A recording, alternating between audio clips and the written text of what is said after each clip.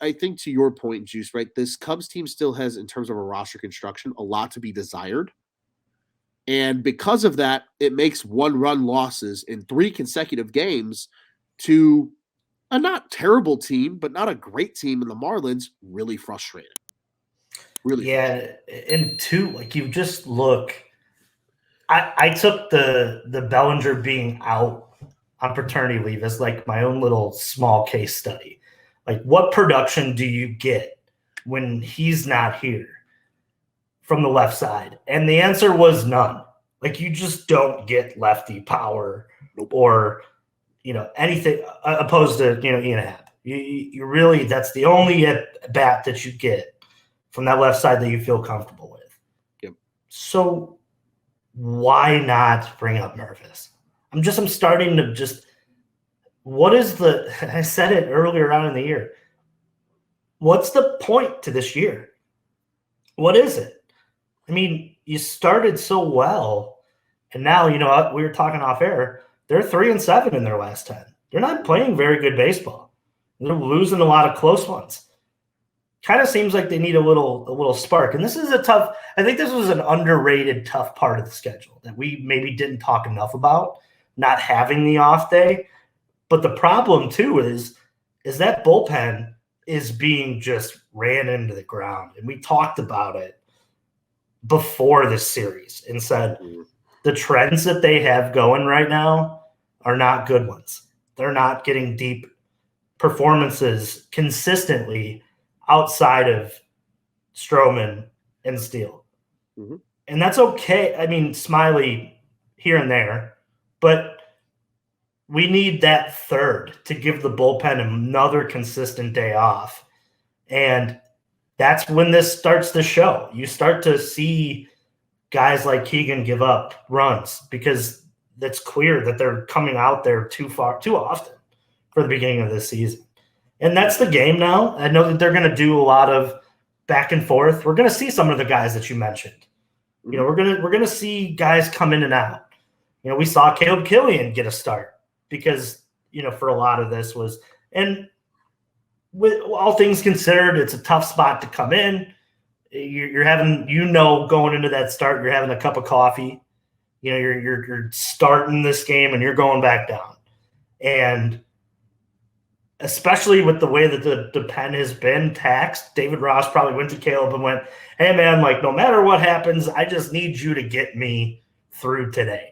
Like, you battle, like, no matter what. And that's what makes the fact that they had bases loaded so many times hurt so much, because the night before, the Friday, was, I think, set the tone for the whole weekend, because it was a game that should have been won. And you lost it because, a couple small hits and, Rucker, but you're already at a point where you need to have, a decent performance out of a guy that you can't trust, is iffy in terms of that those tiers that you have made. But he has to pitch because you're in this middle of this run where you don't have a day off until the 11th. Like, it's tough. But any normal day, you probably walk away winning that ball game, right?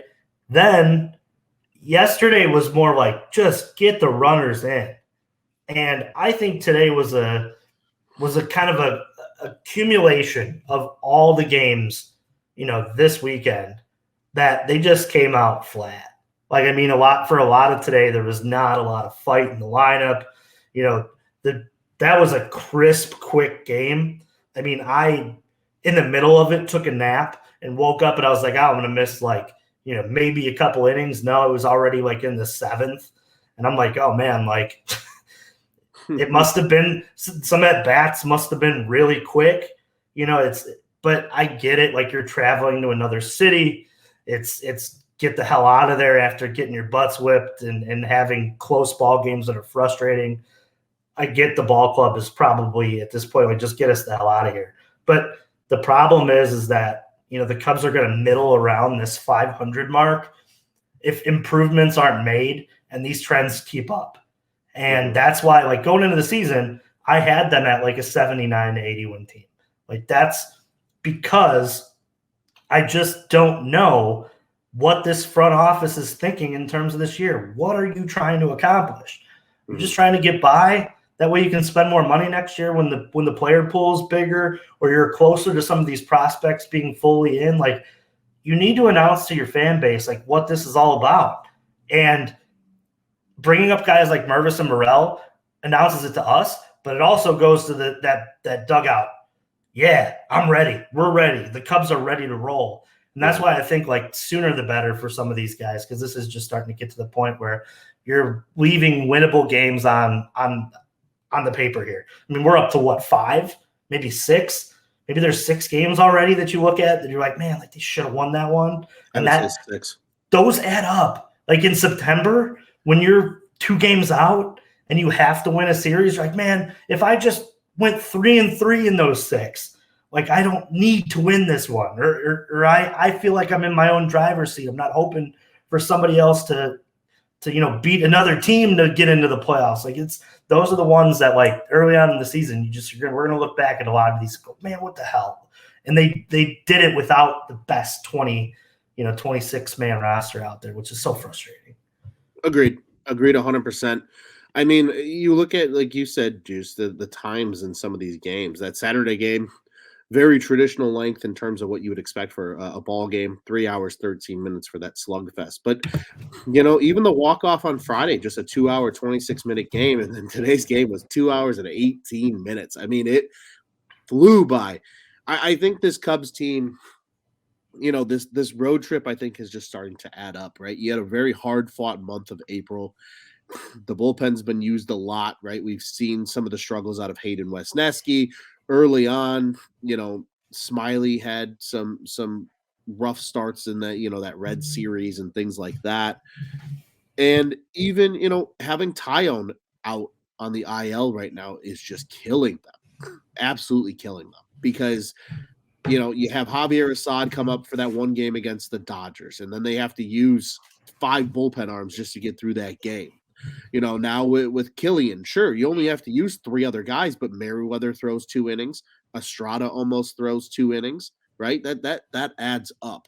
So, it really is starting to feel like, you're seeing how important Tyone is to this rotation right now, because he is that 3 and you expect him to be that workhorse, but they just need that consistent guy right now. And you know what? Depending on how he does and when he returns, maybe Hendricks being able to be that guy that goes 6 innings for you is just what you need for this team right now. Just keep them in the ball game, give you the distance, keep that bullpen fresh, because we've seen when this bullpen's fresh what they can do. It's very good. It's high quality stuff for the most part. It's just you see these stretches, like you said, Juice, where this team gets worn down, and I think this series was an epitome of that. They just got worn down. Again, the Marlins are not a bad baseball team. Like, this is not the Marlins of 4 years ago where they were just absolutely atrocious. They got some really nice young players. They've got an incredibly good young pitching staff that I think gets heavily overlooked. They made some sneaky good acquisitions in the offseason. AJ Puck being one of those acquisitions. He's now their closer. Was a starting, pitching prospect with the Athletics. Didn't pan out with the A's. Marlins said, we'll take him, and then they turn him into their back end of the bullpen arm. This is a decent team that they just got beat by. But that's the measuring stick, right? Is what are you, like you said, Juice, this year? Are you a middling team that's growing for 2024? Or are you legitimately trying to make some level of noise in 2023? Because you can't go and beat a team like the Padres in 3 games to fall to the Marlins and get swept, right? It'd be one thing if you at least won 1. Then you say, all right, shit happens. You lose a series, move on. You got swept. That hurts. That puts you 5 out of first place in the NL Central now. And again, it's early, but it's early enough where they can now you start looking yourself in the mirror and saying, what are we? What is this team this year, and how are we going to win? Because if this bullpen is taxed by June, they're fucked. Because outside of Steele and Stroman right now, nobody's giving you consistently 6 innings. Nobody. Hayden hasn't done it. Hayden had 1 game where he went over 6. He went 7 against the A's. Smiley's gotten you close, but he's still, he's done it a couple times. This is really where they need Tyone to come back and give you those consistent 6-inning starts. And then you need either Hayden to get his shit together or Hendricks to step back into the lineup and just give you 6 on a consistent basis. So that way you're not burning 4 and 5 bullpen arms every other night because they're just not going to be able to keep it up.